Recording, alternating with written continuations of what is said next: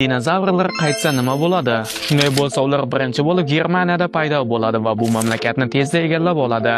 Bu esa butun dunyoni kutilmagan qaytishi bilan hayratga soladi.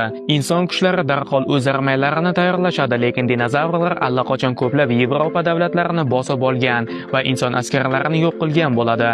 Yevropaning qolgan davlatlari barcha kuchlarini jangga tashlaydi. Qolgan davlatlar ham yordam yuboradi. Shunda jangning statistikasi keskin o'zgaradi. Rossiya o'zining maxsus askarlarini jo'natib, dinozavrlarni yo'q qilishni boshlaydi. Xitoy va AQSh kuchlari esa Yevropaning katta qismini ozod qiladi. Yevropa to'liq ozod qilinayotgan vaqtda Janubiy Amerikada yangi turdagi dinozavrlar paydo bo'lib, Braziliyada misli ko'rilmagan vayronagarchiliklar keltirib chiqaradi. Ularning talofati Argentinani ham bosib olib, butun qit'aga tarqaladi. Dinozavrlar Shimoliy Amerikaga o'tib ketishidan xavotirlangan AQSh, Kanada va Meksika birlashib mudofaa koalitsiyasini tuzishadi. Ularning strategiyasi dinozavrlar bostirib kelishini Panamada to'xtatish bo'lib, u yerda mustahkam mudofaa chizig'ini bunyod etish. Siz ularni yo'q qilish oddiy ish-ku deyishingiz mumkin, ammo minglab dinozavrlar juda ham xavfli. Manba Geoalday.